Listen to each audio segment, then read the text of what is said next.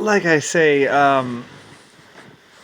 Nixon and Jimmy Carter and all of them did that bull, whatever, that lie basically that said that governments can appropriate um, civilian ships. And the thing was like I said, they're trying to cover up what I did with the White Star Alliance company, basically. Well, they're trying to say that blah blah blah, this and that, and it's like, well, actually, I can appropriate other people's ships. And but not that I ever did. I mean, like I said, when I tasked, well, the Olympic or whatever, or a couple of the other ships, were actually, I'm not exactly sure if I had sold them. I don't think I had. I mean, I definitely did sell a ship. I sold the ships when they were getting towards the end of their life. I'd be like, all right, well, since it's going to be no good and junk and scrap anyway, we'll sell it before it is scrap, just a little bit. When it's run down, somebody else can fix it up and turn it into whatever. But you know, so because basically they're huge hulks of steel, pretty much steel that had to be mined and fabricated and forged. So I was always out a lot of money, with every, because I was actually paying for the labor that actually built those ships. And those ships, some of them are like couple million man-hour ships. I mean, and that included the dock. I mean, and I also had to build the docks and the shipyards to build. That's the thing about how my money worked and everything. I didn't just build the ships. I built the docks that built the ships, and I invented the practices that built the ships. So it gets a little bit epic with that. I mean, I built all the dockyards, or at least the first dockyards. Well, I'd build a dockyard, and then I would use it, and then I'd build a couple ships, and then I would decide to build a bigger ship, and that would sometimes require another dockyard, or I would have to be, or I was cutting down trees in other parts. Like the first big ship was actually like my idea. People were like, "You're crazy," blah blah blah, and I was like, "So, I have the money. I'm gonna build a ship," and people were like, "It's never gonna be worth it. It's not worth it." And I was like, "We're doing it." Anyway, so basically, like I hired a team, and we were building the biggest ship. And I mean, some new ships. Those three ships, I think, that were built in Ireland or something. They built them on the shore, and they're like, "How are we gonna get them off?" And I was like, "We're gonna slide it." Anyway, or dig it out underneath it or something like that. The first one actually didn't go off all that well, but I think they did eventually get it in the water. I forget exactly what they did, but it was a little bit of work.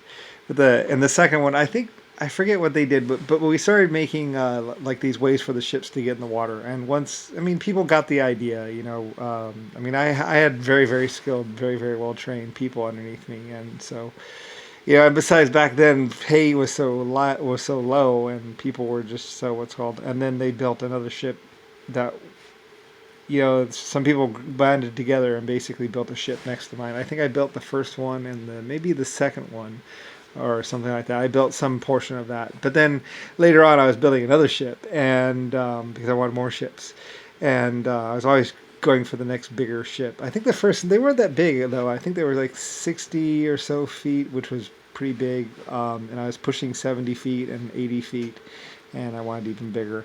And then of course there's the Titanic, which was going to be the biggest one. I wanted to see 300 foot or 600 foot, and I could because I had all the mining. So we built it, and people loved it and adored it. And it actually, I think it turned out to be pretty darn efficient. With the engines were like 60 or 70% efficient. My experts actually got the efficiency rating up there quite a bit.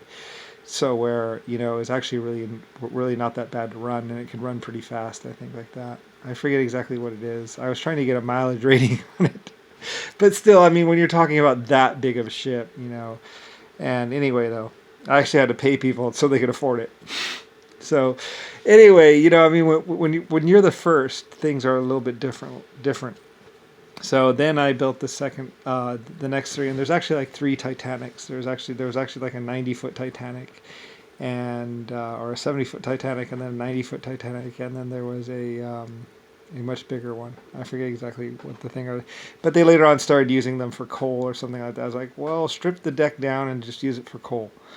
Because it wasn't that big of a boat anyway. It was only like a 60-footer. And those were the ships that were used. Those were like the pre-Titanics that were used to feed the coal to the Titanic. and stuff like that. And then we actually built a conveyor belt ship or something like that to auto feed the Titanic fairly quickly, because before they were shoveling it, and I was like, well, that's gonna take forever. We're gonna need an auto feeder or something, or a conveyor belt.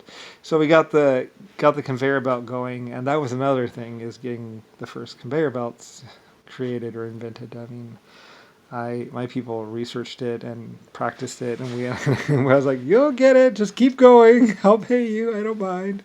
So I was already really rich. I've been rich forever, and basically I am the creator of humanity anyway. So it's like, well, you're a creator, and we're creating. We're going forward. So I mean, it gets ridiculous where it's like that. It's like, well, I mean, I created a life. You're one of my created life forms, so you're doing what I want you to do, basically, and pretty much I'm going to show you the ropes of the universe.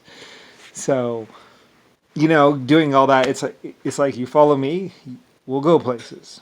You don't follow me, we're not going to go that far, and you're not going to go that far either. But there is a lot more into the universe, and there's a lot of great, wonderful things to see and find, more than on this planet. So, I was directing my people to go forward. I mean, I've been elevating. I had been elevating life forms for thousands or millions of years, but on Earth was one of the times when I decided to change human existence by creating the tourism industry and creating video games and creating all this thing. I mean, I was actually changing existence for life forms, for life out there, creating video games, creating this, creating that, inventing this, inventing that. Since I was the first creator and I had so many life forms underneath me, I was actually shaping existence as a whole in the universe, which is kind of crazy.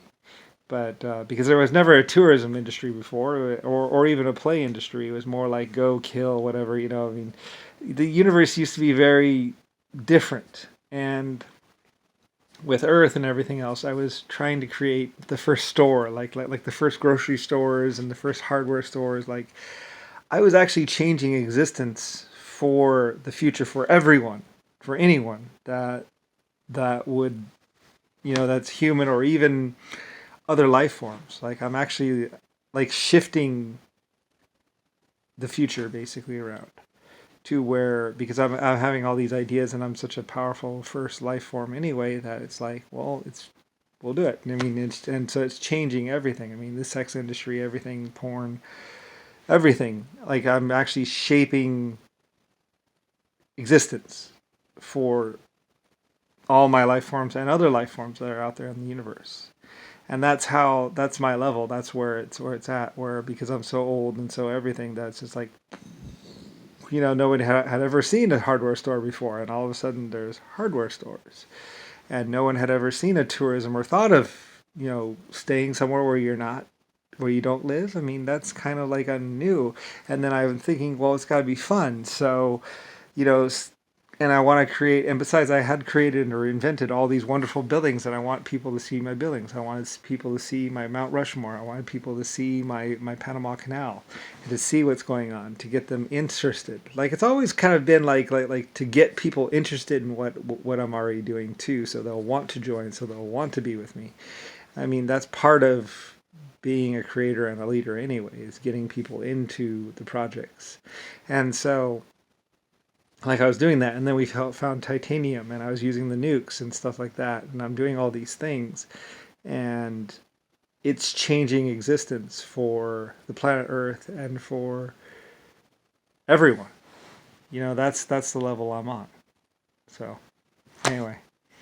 Before then, it's like, well, what are you going to do? Go to war? It's like, war? Or, and I actually changed existence, so I gave people more options. So people didn't just think about, well, you go to war someday and you try and take someone else's stuff, or, it's like, no, there's dancing, sex, fun living, nice, wonderful new places. I mean, there's a lot more than just like see what you can kill. I mean, I actually changed existence as a whole for Earth and other planets, probably. Well, I had others, like 60 other planets, and I wanted people to go visit them, or 400 planets, and I wanted people to go visit my other planets because I have some great, wonderful structures on them. And so, I was setting up those planets as well. I wasn't just doing Earth, I was doing the other planets as well. I set up those for tourism spots as well. So I was doing a galactic tourism thing. So it's kind of big.